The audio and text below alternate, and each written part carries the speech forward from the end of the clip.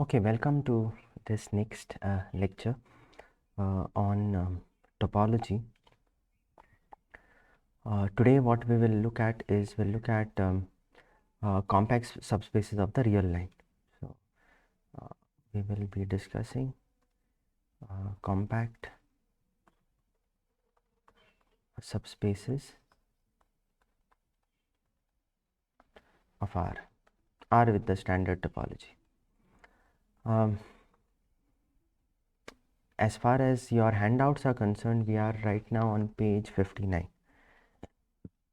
So you can follow via handouts on page 59. We'll be proving pretty ultimately stuff that is pretty simple as a concept. That is, we will actually show that when it comes to R, the real line, the first thing we will show is any closed interval AB, we will show this is compact. Okay, we'll show that closed interval AB is compact, any closed interval is compact, and then we will give a characterization of compact set, that is, in R a set is compact if and only if it is closed and bounded.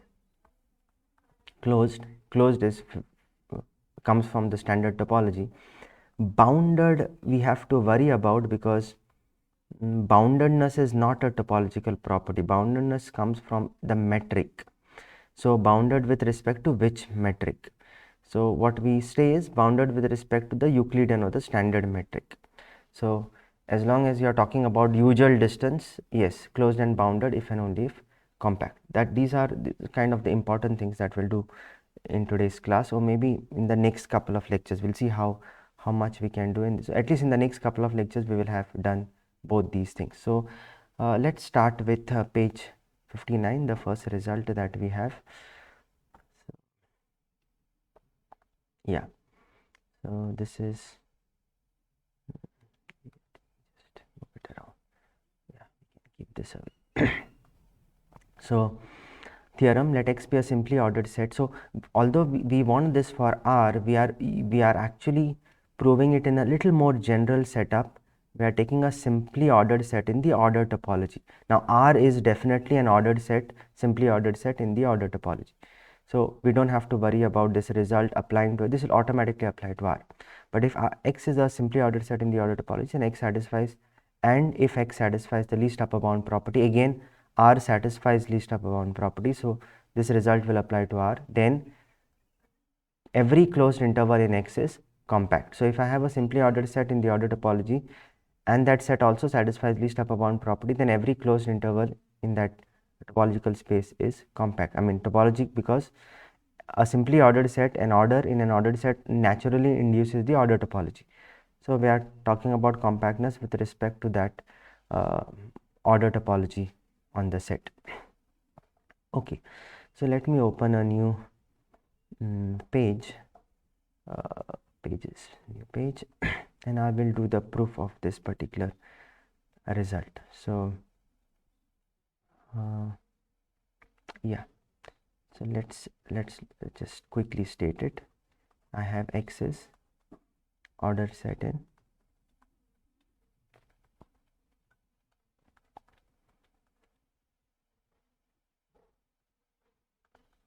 order topology. Okay, and to show that, to show that,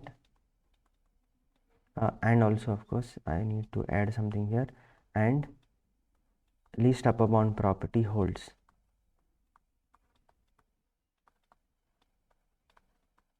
So I have two things to show that closed interval AB in X is compact.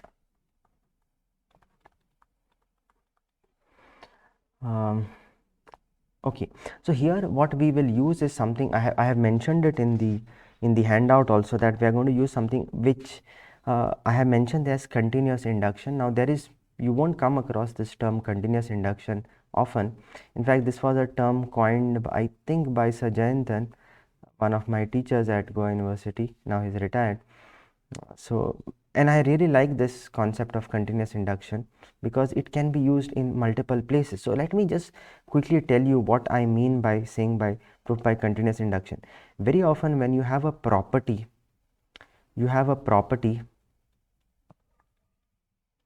and you want this property to hold in a closed interval.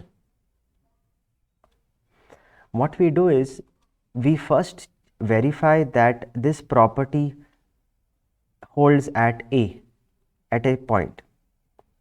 So, it is a non-empty, the set of points which satisfy this property, we want to show this property holds on the whole interval. We first show it holds at the point A. So, the set of points where this property holds is non-empty. Then we say suppose whatever, it is non-empty, maybe it extends a little further. Let this be the set where the property holds. So, we take the set where the property holds.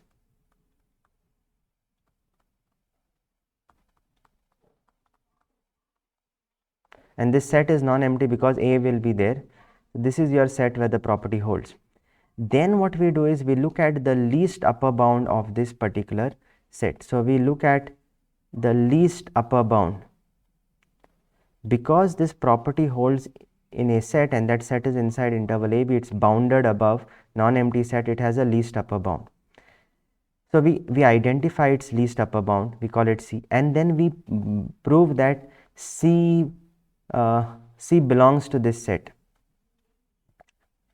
C is also, the property also holds at the least upper bound. And then we show that if this property holds at a point, it can be induced a little bit further. We prove that if the property holds at a point, then it can be induced to a point just a little further away from to the right, little greater. That tells you that if the property holds at C, it holds at a point above C, but then C is supposed to be the least upper bound for the set of points for which the property holds. So, this is a contradiction. You can't have a point beyond C where the property holds. So, the only possibility then is that C has to be the point B. And that is the reason why he used to say continuous induction, because the property holding at C induces the property a little further away ahead of C within the interval AB. And so, the only way that is going, not contradiction is not going to happen, is C itself is B. Then yes, the property, the set of points for which the property holds is actually the whole interval AB. This is the general gist of this whole concept of continuous induction, and which we will apply now. The property which we want here is, we'll set it up, we'll have a property and we will then show that A has the property, then we'll say okay, the property holds to a certain point, and then we'll extend it and then say okay, the property holds for the whole interval AB. In fact, the property will be compactness. So, singleton A will be compact, and then we'll say okay, suppose up to here is compact, and then we'll push that further. So, you will see as we go along, but this is the kind of general idea of what we are going to be doing. So, let us actually set it up. So, let A comma B be a closed interval in X. Of course, A less than B, I don't have to mention that, A strictly less than B. Let, now I am using script A and the textbook uses it everywhere, be an open cover be a open cover for X by open. So, be this equal to open cover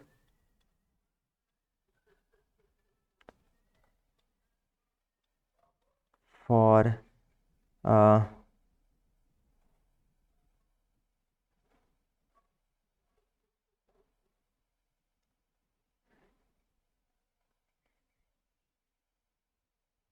oh, there is an error in the notes.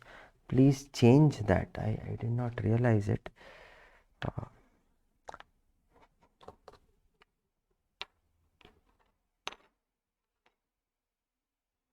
Be an open cover for, it should be AB. not x.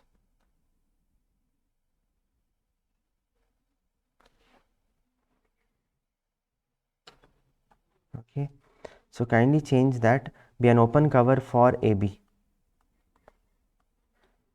by open sets in AB. In fact, you can even use the whole of X, but you can use open sets in X, but I think let's stick to what we've done in the note. So yeah, A is open cover for AB. I want to show it's compact, so I want to show this as a finite subcover. Let D, and that's the set, be the set of all points x belonging to AB such that, and I will write this property now, the property that I want to hold, such that from A up to x is covered by finitely many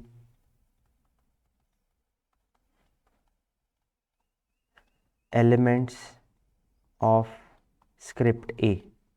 So I have an open cover, obviously. In fact, let me pull that picture. Yeah, this picture I can pull here, and I can make this smaller somewhere. Yeah, here I suppose.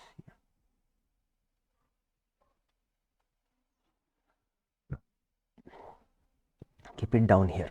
Okay, so there is the interval AB, and A is an open. So when you say A is an open cover, the elements of A are going to be some, some sets which is not, they are not even sets in, I should not draw them.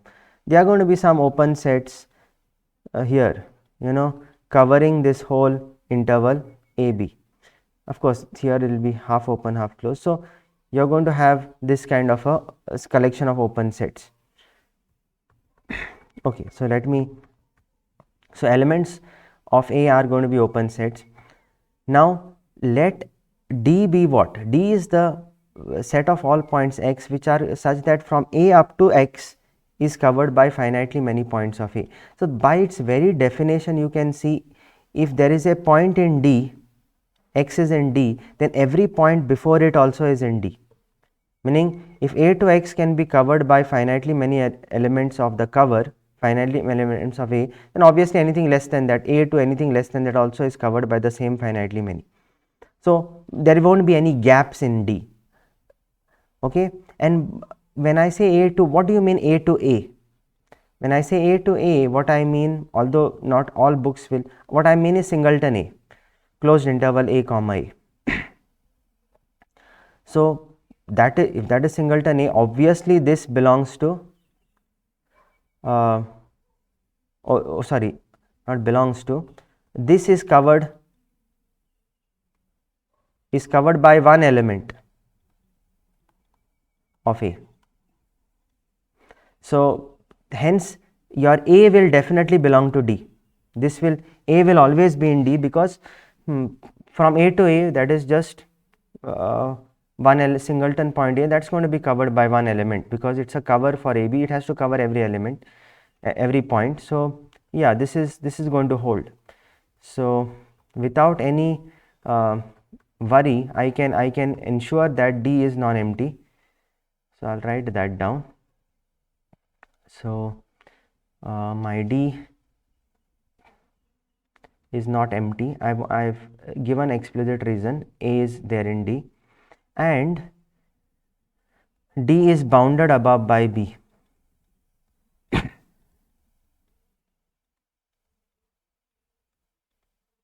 Why by B? Because it is the set of all points in AB, so nothing can be beyond B, so it's bounded above by B.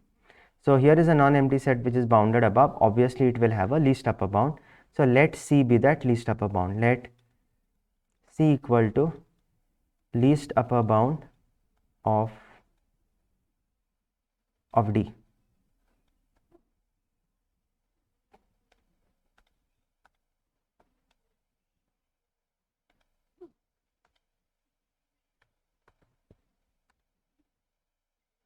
can't I move this? Thought I could move this. Maybe this, I don't know. Oh yes.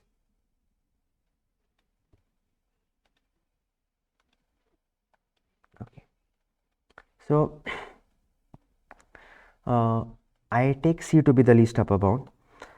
Now what I will do is I will just as we are going back, so we have D. Now I have to show that we are going by continuous induction, so I have to show C itself is an element of D, which is very, very simple to show. So my first claim is going to be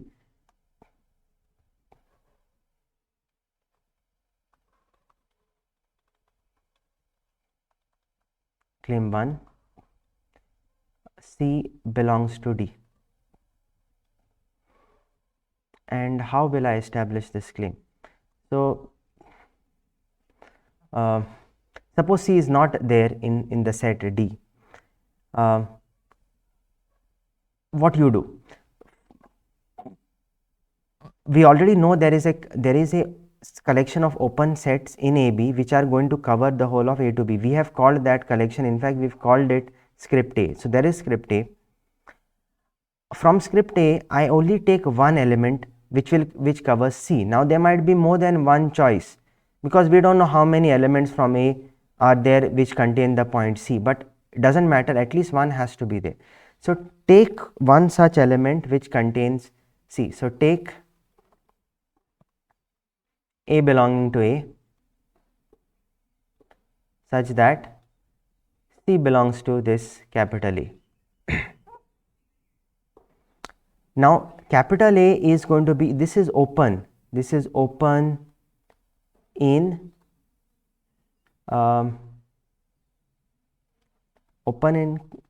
this interval AB.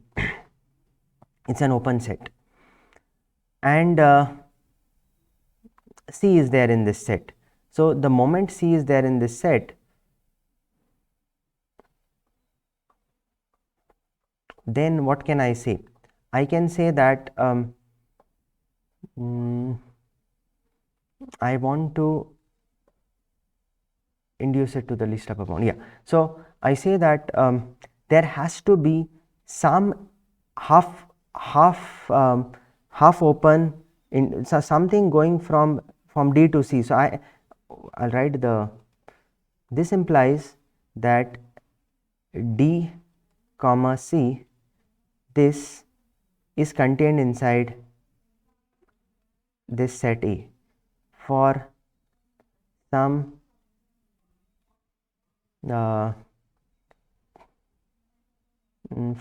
D belonging to AB. Now you will say, well, that holds for all points except possibly if C was A itself. If C was A itself, then yes, then I can't do this. But then if C was A itself, then the meaning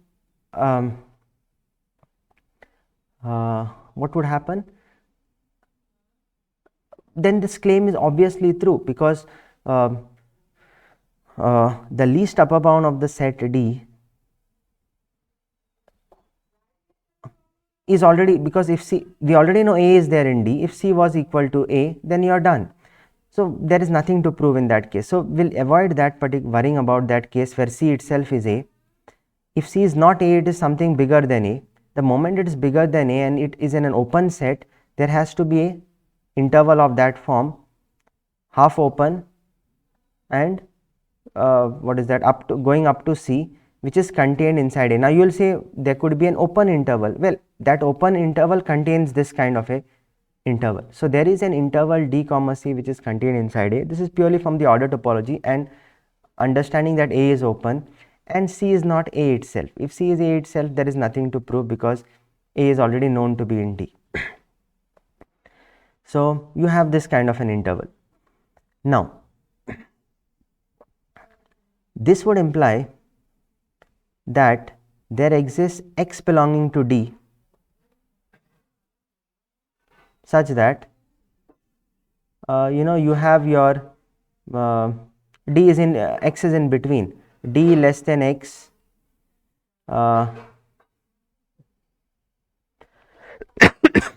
less than equal to C. There is an X here which is coming from D, because if X is not, there is no such X from D, then this is the, so C is the what is that, C is the least upper bound, so it's an upper bound. If there is nothing in between here, then everything is less than or equal to D. Everything from capital D is less than equal to small d if there is nothing in between C and D. Not even C and no other point is there, then D would have become the least upper bound, which would be a contradiction. So there has to exist an X in D which is D. I hope I have mentioned it properly, that X such that X belongs to it can be equal to C also. Anyways, that's fine. So this implies, now you see what happens from A to X, X is in D. So from A to X, this interval can be covered by finitely many elements. This part can be covered by finitely many elements from script A. And what about the remaining part up to C? Well, there is one element A which contains C and also contains, meaning the whole interval from right from D up to C is contained inside this small a, sorry small a no, capital A, that contains, so capital A along with these finitely many is going to cover right from A up to C. So right, the interval right from A up to C is going to be covered by finitely many elements from script A. Therefore, this property of the interval being covered by finitely many elements, that's our property, don't forget. The property of the defining property of D is from A up to that point which is going to be in D, that should be covered by finitely many elements. So we know that from A to X is covered by finitely many elements, and DC, this interval, is inside one single element. So finitely many plus this one single, that's still finitely many. So this would imply that yeah, I think I have verbally told you and I have formally written down in the notes. So from here you can show that from, yeah, essentially C belongs to D, or that from A right up to C is covered by finitely many elements of A. So that is claim 1. So our continuous induction is working fine so far. We have a property now that holds right from A to its to the least upper bound of the set of all points for which the property holds. Okay. Now we have to show that that least upper bound is actually the point B. Okay. For that, what do we do? So the next claim is that claim 2 is that C is actually equal to B. So let's prove this claim. And for that, actually I might, I can draw a straight line the points rather than,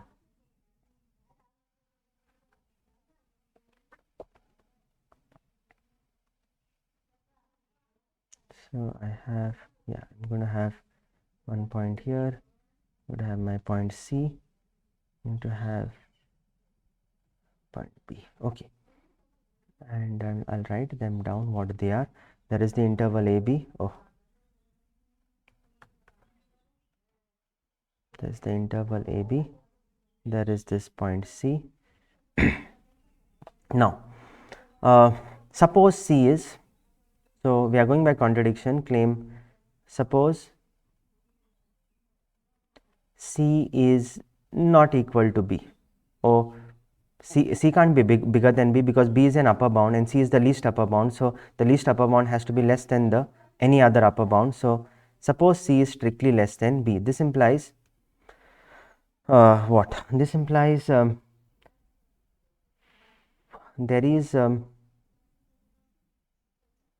yeah, I don't think I need, yeah. So this implies there exists a an element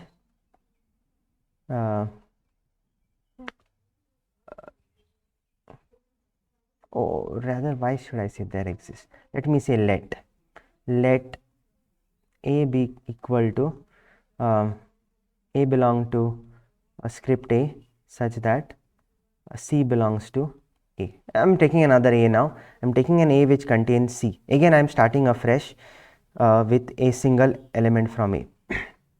The moment there is something and this is less, I have to have an interval of this form, C to some E.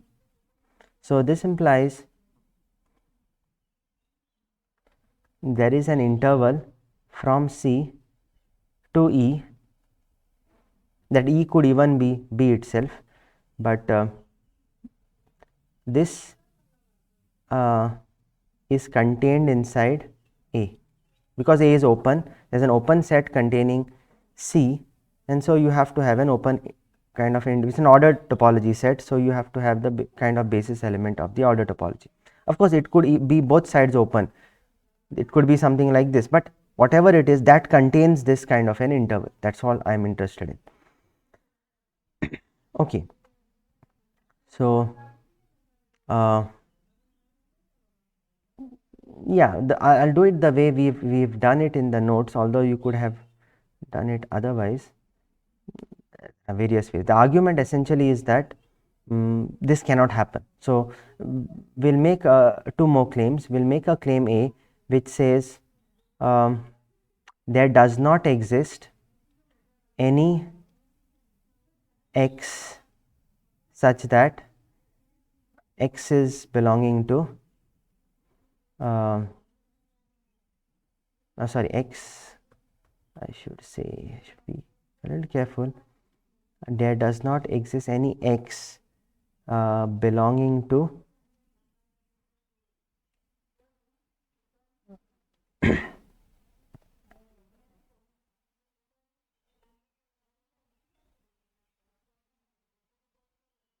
C to E, this open interval. There cannot be a point x here. Why? Because if there was one, and I won't write the whole argument, I will just tell you. If there was a point x here in the interval, open interval C to E, there was a point, I am not even saying of D, then A to C would be covered by finitely many elements. We know that C is there in D, so A to C is covered by finitely many elements of A, and a single element of A would cover all the points which are beyond C right up to E. So, right up to X would be covered by finitely many, because this A is now going to cover the rest of the region from C right up to E, E not included. So, definitely covering up to X. So, the closed interval A to X is covered. So, if there existed, then X would immediately belong to D. So, you would get an element of D which is bigger than the least upper bound. So, therefore, the claim holds. This claim holds. This claim is true.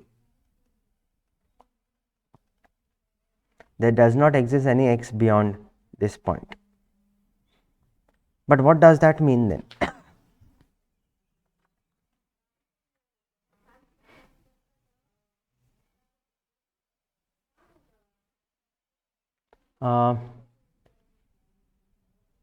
So,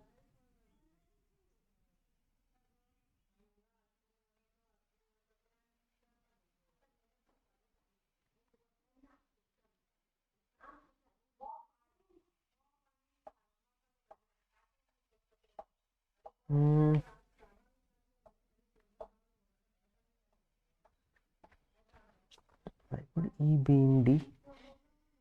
I have, okay, yes. I'm sorry, I just missed that argument. But this would imply what? Hence, this implies, oh, okay.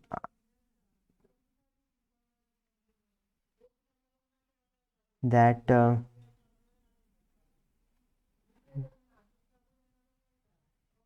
E belongs to D. Why does E belong to D? See, from A to C is covered by finitely many. Between C to E there are no elements. Now take any other element B which contains, you take any B which contains E, B belonging to script A. Doesn't matter what you take any one which contains E, then from A to C is covered by finitely many. Between C to E there are no points and E is covered by one single. So right from A up to E including E is covered by finitely many elements from script A. Therefore E belongs to D. But that again is a contradiction, because AC was supposed to be the least upper bound for D. So you can't have an element larger. So you get a contradiction. So the moment you take C not equal to B, C is strictly less than B. If that holds, then this claim holds. If this claim holds, E belongs to D. And if E belongs to D, you have a point higher than the least upper bound, which is in the set, which is the contradiction. Therefore, this implies C has to be equal to B. Okay, I have done it slightly different in the notes. I think the amount of writing required, or which I have done in the notes, is a little extra unnecessarily.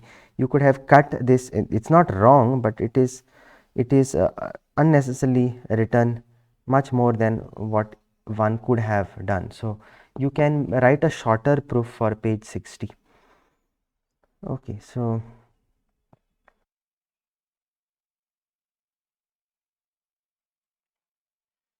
so let's go ahead now.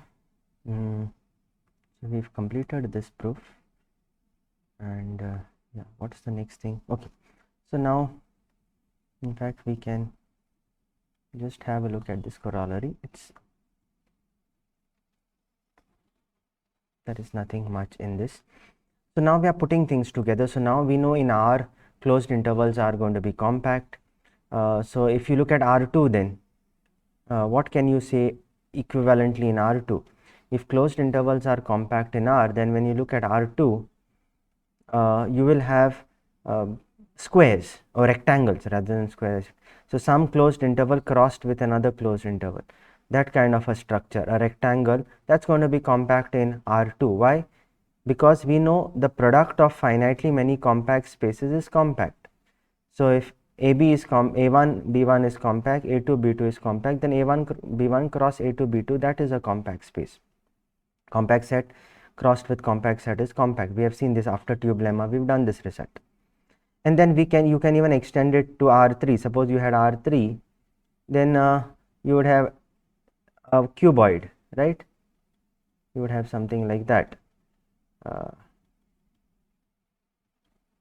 That kind of a so in general, in any Rn, finitely many n number of closed intervals, if you take their product, you are going to get a compact set. And the argument is purely coming from putting these two results together. The product of finitely many compact spaces is compact, and individually each closed interval is compact. So there is nothing much in that corollary, but it's very useful to note that any box of this type in general product of finitely many compact spaces of finitely many intervals in Rn, that kind of a box in higher dimensions is going to be compact. Okay, so that is, now we are as I told you, our aim is to one of the objectives is to show that compactness in Rn is if and only if compact, if and only if closed and bounded. So to get to that, we need to take care of this boundedness. So now we are introducing the concept of metric again. You have done metrics, you've done a course in metric spaces, so you know metrics, but we are just recalling. There's something called square metric in Rn.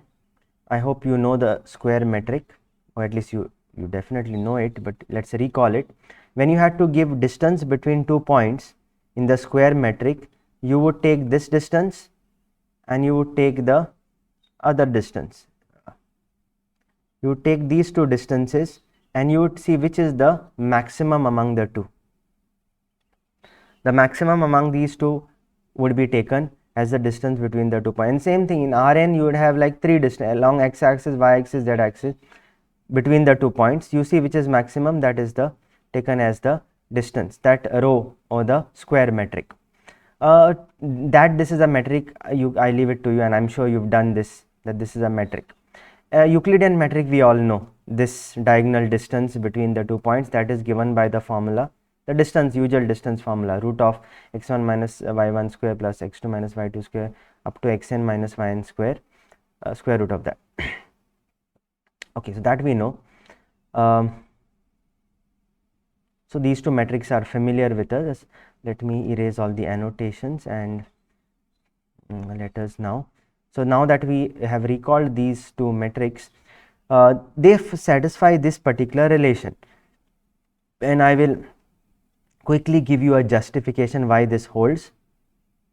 It's not that difficult to actually see this. The first part, for example, why is this going to be less than equal to distance?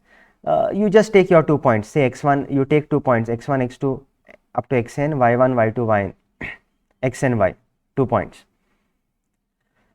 Then I know that the maximum over I modulus of xi minus yi, this is always going, the biggest one is going to be less than equal to the biggest one square, I should say. The biggest one, the square of the biggest one is going to be less than equal to x1 minus y1 square plus modulus x2 minus y2 square plus up to xn minus yn square. This is obvious because these are all non-negative quantities. This is one of them, the biggest one, but still, whatever, even if it is the biggest, it is there somewhere here, and so you are adding something more to it, so this is going to hold. Now you take square root on both sides. So the maximum over I of this square, you take its square root, and the square root of all these you take, and then you realize, okay, whether you take absolute value n square or whether you just take the bracket square like this, it's the same thing, because square of a negative number is still, or the number itself, or it's negative, it is not going to matter. So this is as good as this distance formula. So this is as good as distance between x and y, and this here square root of absolute, you take the absolute value of something, square root, and then take the square root, you are going to get the absolute value of, so this is nothing but your rho xy. So you can very easily see, very easily prove that this first part of the inequality holds. And suppose you want to prove the second part, that also is not difficult at all. What you will rather do is you will move to looking at this. So the yellow one which I had written, this square plus this square plus this square is, you would say, less than equal to, don't think of the square root right now, is less than equal to n times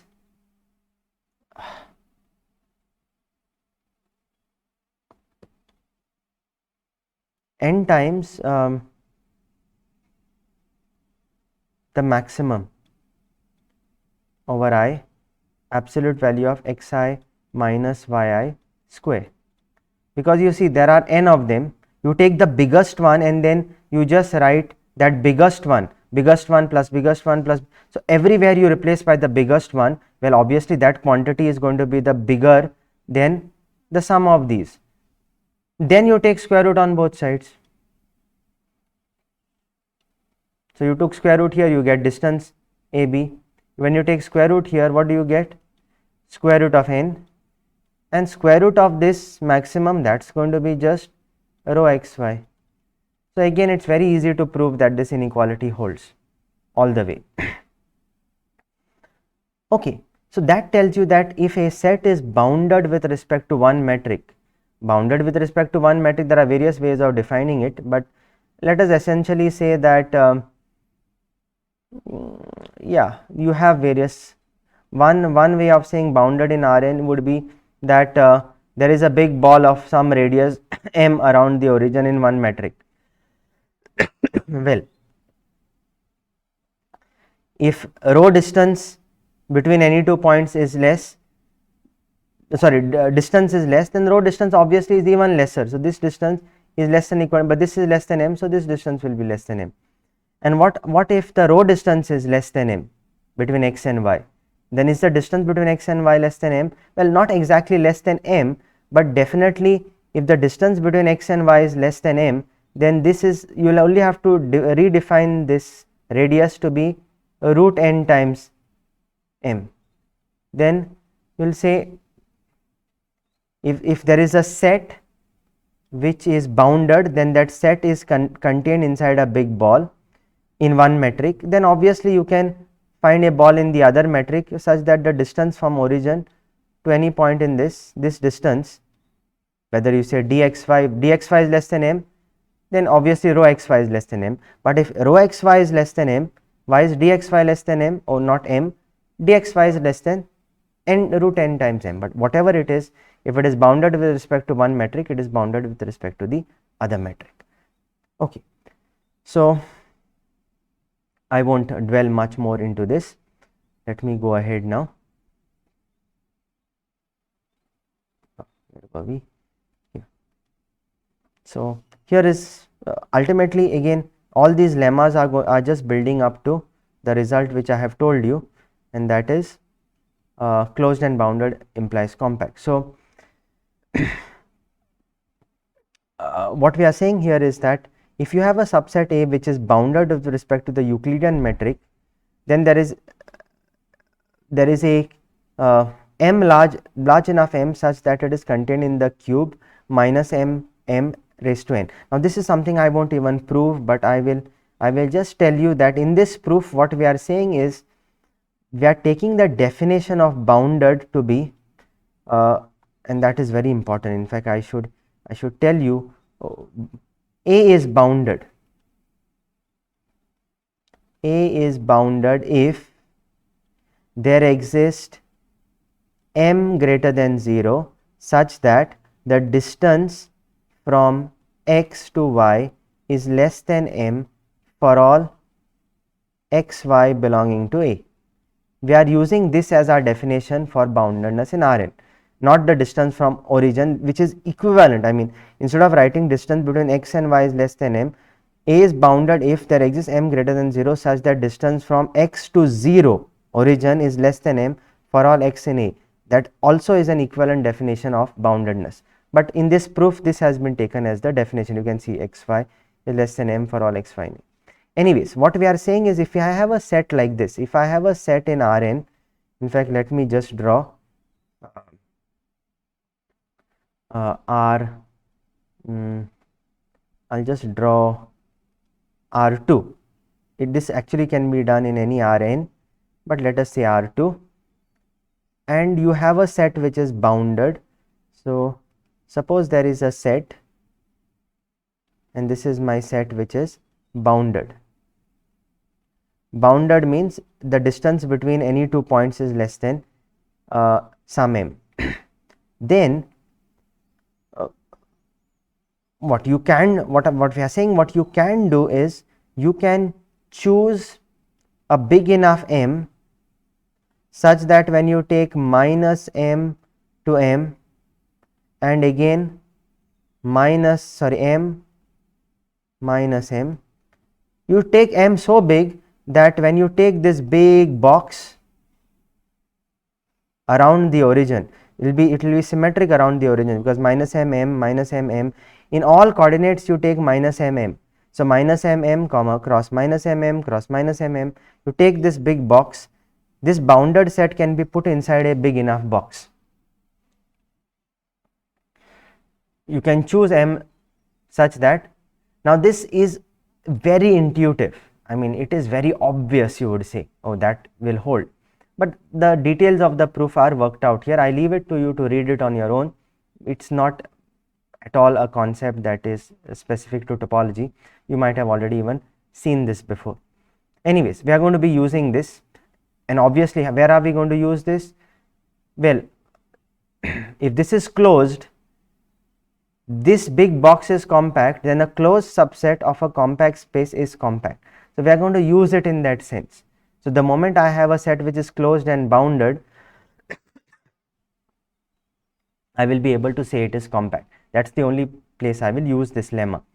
So I leave the proof for you to read on your own. I think I have given you enough of a hint. The converse of this lemma is also true. That is, if there is a big box which contains a set, then that set is bounded. Well, again, it's very intuitive. I mean, the box itself is bounded. I hope you understand. Minus m raised to n is itself a bounded set. So I leave that again for you. It's not too difficult at all. By previous note, we observed that the lemma holds true for the square metric as well.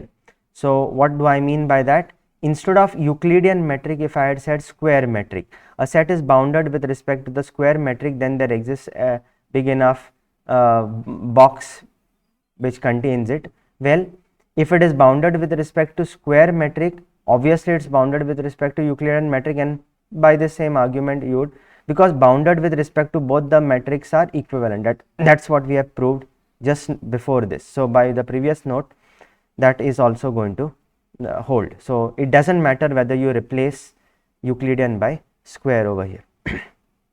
Okay, let's go ahead now. So armed with this result, knowing that this holds, we can now be in a position to prove our theorem. So here is our important theorem, the theorem I've been talking about for quite some time now.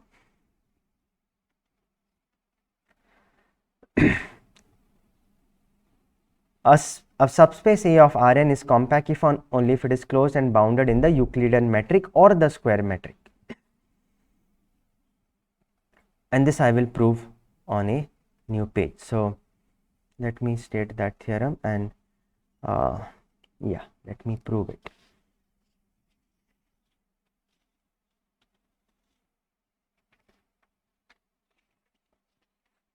So which picture do I need?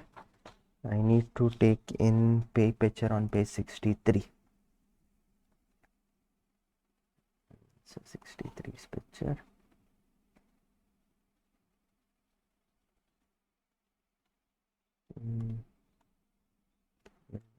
Smaller. Yeah, that should be enough for us.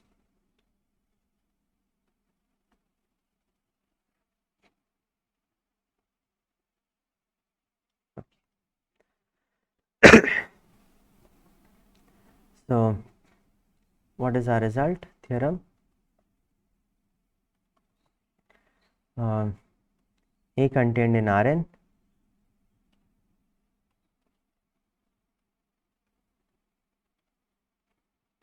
A is compact if and only if A is closed and bounded bounded with respect to either of the two metrics. Let's do Euclidean, but that's equivalent. We have seen bounded with respect to other matrices. So the proof going one way, let us assume compact first. A is compact. Why should it be closed and bounded? First of all, why should it be bounded? Look at this picture. If you look at this picture, A is compact. We can start around the origin with concentric circles. We can start with this open cover, ball around origin of radius in any Rn. Origin doesn't mean 0 in R, 0 in Rn, of radius some natural number n, and look at this for all n belong to natural numbers. This actually covers the whole of Rn. A is compact, so this covers, it covers A. So if you take concentric circle of radius 1, 2, 3, 4, as the circles become bigger and bigger, at some stage, because it is because this is okay, so and this covers the whole of Rn, this covers A, but A is compact implies there is a finite subcover. A is compact implies that a subcover, a finite subcover covers A. Finite subcover of this cover. This is an open cover for A because these are open balls. So there's a finite subcover, but these are concentric. So if finitely many of them cover A, there's going to be a largest radius. So that largest radius, let me call N naught. Then A will be contained inside ball around origin of some radius N naught for some N naught belonging to natural numbers.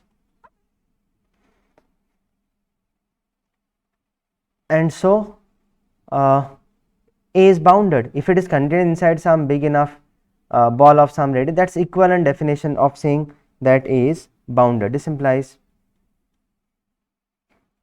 A is bounded. So we started with compact, we showed it is bounded. And by previous lemma, what do we know?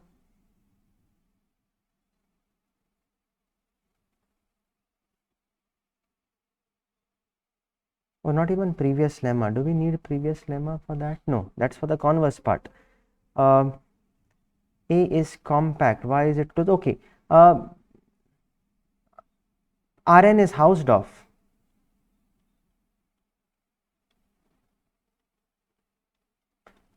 And we know that a compact subspace within a Hausdorff space is closed. So this implies A has to be closed. We have already proved that a compact set inside a Hausdorff space is closed. So closed and bounded is done. What about the converse part? So what if it is closed and bounded? So conversely, suppose A is closed and bounded. This would imply what? So first of all, we are going to use previous lemma. By previous lemma,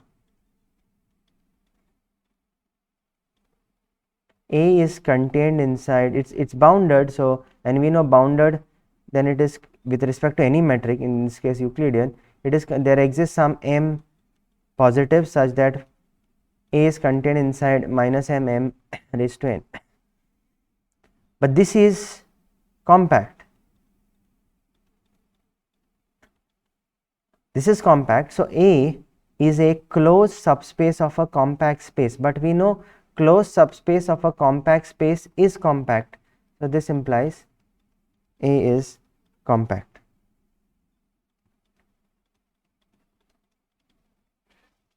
So if we assume closed and bounded, we get and although we have stated this result, if you see, we've stated this result for Euclidean metric, but it doesn't matter. In the whole argument, since the previous lemma is what we have used, and that holds for square metric also, the whole argument can be given by taking square metric as well. So there is no hard and fast rule that I should use Euclidean metric. So it doesn't matter whether you take Euclidean metric or you take square metric. Closed and bounded with respect to these two metrics will be, if a set is closed and bounded with respect to either of these metrics, then it is compact, and a compact space is closed and also bounded with respect to both these metrics. By the way, these two metrics are equivalent. Even that one could have said, I think later on somewhere we will mention that by this inequality one can actually show that the open sets that you get using these two metrics, square metric and Euclidean metric, gives you open sets. But then there is a definition which says when two topologies are equivalent, if, remember this, one is finer than the other. If I have some B1 and a point containing x contained in B1, then I should be able to find a basis element B2 of the other topology such that x belongs to B2 and B2 is contained inside B1. I even asked this for ISA if I am not mistaken.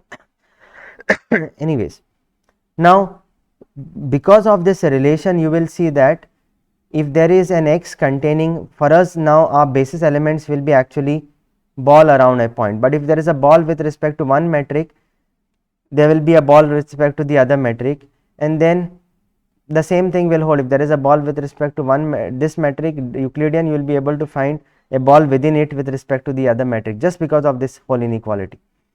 So that you can actually show that the two topologies, suppose D gives us tau 1 and rho gives us tau 2, then you can show tau 1 is finer than tau 2 and tau 2 is finer than tau 1, and hence they are the same topology. So yeah, that is something that you can also work out. So I think we'll stop this lecture here and we'll continue in the next class.